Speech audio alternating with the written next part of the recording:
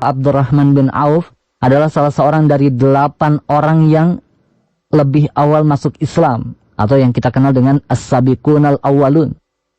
Yang mana Abu Bakar radhiyallahu an datang kepadanya menyampaikan ajaran Islam, hingga akhirnya Abdurrahman bin Auf sendiri menemui Nabi Shallallahu Alaihi Wasallam untuk memeluk agama yang hak ini. Nah, sejak memeluk agama Islam, Abdurrahman bin Auf radhiyallahu an selalu menjadi teladan cemerlang sebagai seorang mukmin yang besar. Bahkan Nabi Shallallahu Alaihi Wasallam telah memberikan kabar gembira karena ia termasuk dalam 10 orang yang dijamin masuk surga oleh Rasulullah Shallallahu Alaihi Wasallam. Selain itu, pendengar yang dirahmati oleh Allah Subhanahu Wa Taala, Abdurrahman bin Auf radhiyallahu an juga termasuk orang yang sabar lagi jujur.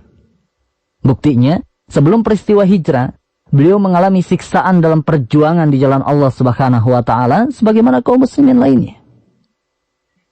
Selain itu, Abdurrahman bin Auf juga ikut dalam peristiwa hijrah ke Madinah, dan pada waktu itu Nabi Shallallahu Alaihi Wasallam mempersaudarakan kaum muhajirin dengan Ansar, dan Abdurrahman bin Auf radhiyallahu an dipersaudarakan dengan Sa'ad bin Rabi' al-Ansari radhiyallahu an. Nah, inilah pendengar yang budiman di mana saja saat ini Anda berada, ada satu kisah menarik ketika Abdurrahman bin Auf dan juga Sa'ad bin Rabi' al-Ansari radhiyallahu anhuma dipersaudarakan di dalam Islam. Maka berkatalah Sa'ad kepada Abdurrahman, "Wahai saudaraku, aku termasuk penduduk Madinah yang paling kaya. Silahkan ambillah separuh hartaku." Karena Sa'ad tahu Abdurrahman bin Auf juga adalah orang yang kaya, namun ia rela meninggalkan semua kekayaannya itu demi hijrahnya ke Madinah. Kemudian Sa'ad bin Rabi' al-Ansari radhiyallahu an juga berkata kepada Abdurrahman bin Auf, "Aku juga memiliki 2 istri, pilihlah mana yang engkau mau, aku akan menceraikannya agar menjadi istrimu." Maka kira-kira apa pendengar respon dari Abdurrahman bin Auf menerima tawaran tersebut dari saudaranya?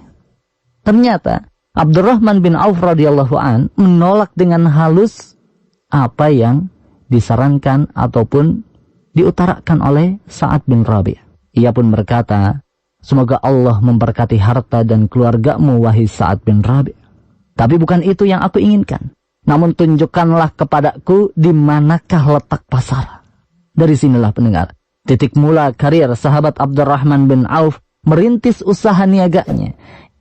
Kemudian ia berdagang di pasar Madinah, dan dalam waktu yang singkat, ia sudah bisa memetik keuntungan yang sangat banyak. Padahal saat itu perekonomian kota Madinah dimonopoli oleh orang-orang Yahudi yang terkenal piawai, licik dalam berdagang serta bercocok tanam. Namun Abdurrahman bin Auf radhiyallahu an terkenal piawai lagi mahir dalam berdagang, namun juga masyhur sebagai orang yang ringan tangannya. Nah, ringan tangan di sini maksudnya gemar menginfakkan hartanya demi kemaslahatan Islam dan kaum muslimin. Yang mana ada banyak riwayat yang mengisahkan bagaimana dermawannya Abdurrahman bin Auf radhiyallahu an.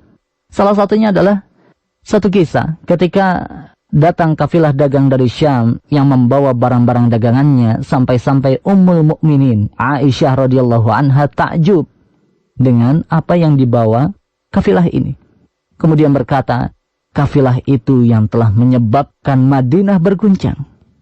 Apa yang menyebabkan Madinah bisa berguncang?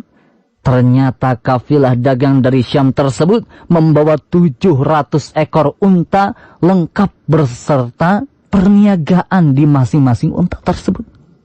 Nah, baiklah pendengar, mari kita kalkulasi sedikit. Jika harga satu ekor unta sekarang adalah 20 juta rupiah, maka 700 dikali 20 juta rupiah sama dengan berapa? 14 miliar rupiah. Dan ternyata semua itu adalah milik Abdurrahman bin Auf untuk ia infakkan di jalan Allah Subhanahu wa Ta'ala. Dan itu lagi-lagi belum termasuk barang-barang dagangan yang dibawa oleh masing-masing unta tersebut. Selain itu, pendengar yang dirahmati oleh Allah Subhanahu wa Ta'ala, menjelang wafatnya, Abdurrahman bin Auf radhiyallahu an juga mewasiatkan 50.000 dinar untuk diinfakkan di jalan Allah. Yang kemudian ia juga berwasiat bagi setiap orang yang ikut perang Badar dan masih hidup di zaman tersebut, masing-masing mendapatkan 400 dinar. hingga Utsman bin Affan radhiyallahu an juga mengambil bagian tersebut. Meskipun ia orang yang kaya, ya, meskipun Utsman bin Affan adalah orang yang kaya. Karena ia berkata, harta Abdurrahman bin Auf ini halal lagi bersih. Dan memakan harta itu membawa keselamatan lagi, keberkahan yang sangat banyak. Bukan hanya itu saja pendengar, Abdurrahman bin Auf radhiyallahu an juga terkenal sebagai prajurit Islam yang banyak mengikuti medan-medan perjuangan, medan-medan peperangan untuk meninggikan kalimat Allah Subhanahu wa taala.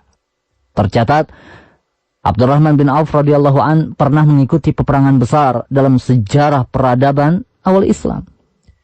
Contohnya adalah perang Badar, perang Uhud, perang Tabuk, perang Khandaq, dan juga peperangan-peperangan lainnya. Dan Abdurrahman bin Auf radhiyallahu an ikut andil pula dalam jihad harta serta jihad jiwanya. Keuntungan dalam perniagaannya yang sangat melimpah hingga mencapai batas yang membuat dirinya sendiri merasa takjub lagi keheranan.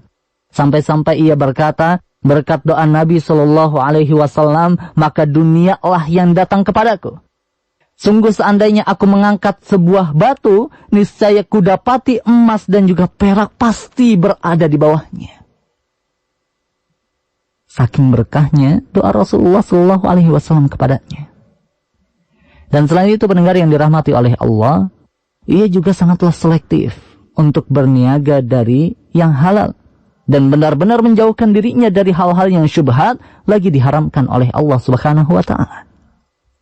Ia gunakan hartanya untuk memperkokoh hubungan kekeluargaan dan juga tali persaudaraan, serta menyediakan perlengkapan-perlengkapan yang diperlukan oleh tentara-tentara kaum muslimin. Perniagaan bagi beliau bukanlah hal yang tercela. Ia sendiri pun bukanlah orang yang tamak untuk mengumpulkan harta dan untuk menjadi orang kaya raya sendiri. Namun perniagaan bagi Abdurrahman bin Auf radhiyallahu an adalah satu amal, satu kewajiban yang keberhasilannya akan menambah kedekatannya kepada Allah Subhanahu wa taala dengan cara menunaikan hak-hak Allah Subhanahu wa taala dalam bidang harta serta berkorban, berjuang di jalan. Abdurrahman bin Auf radhiyallahu an adalah sosok yang mengendalikan hartanya, bukan dikendalikan hartanya. Ia tidak mau celaka dengan harta yang dimilikinya. Bahkan ia mengumpulkannya dengan tetap merendahkan hati dan tidak menikmati untuk kepentingannya sendiri saja. Melainkan dinikmati bersama keluarganya, kerabat-kerabatnya, rekan-rekannya, dan masyarakat kaum muslimin pada umumnya. Harta bagi Abdurrahman bin Auf radhiyallahu an tidak akan pernah membuat dirinya lega dan senang, bahkan merasa khawatir selama belum digunakan untuk membela agama Allah Subhanahu wa taala dan membantu sesama. Demikianlah pendengar yang dirahmati oleh Allah Subhanahu wa taala, kisah teladan kita yang bernama Abdurrahman bin Auf radhiyallahu an. Semoga kita bisa mengambil faedah dari kisah hidupnya tersebut, yang semoga kita menjadi generasi Islam yang mandiri secara ekonomi dengan menjadikan pilar-pilar ekonomi Islam sebagai pilar perjuangan dan juga kemandirian umat Islam. Semoga bermanfaat. Terima kasih atas perhatian Anda dan sampai jumpa lagi di kesempatan yang akan datang. Wallahu ta'ala alam. Wassalamualaikum warahmatullahi wabarakatuh.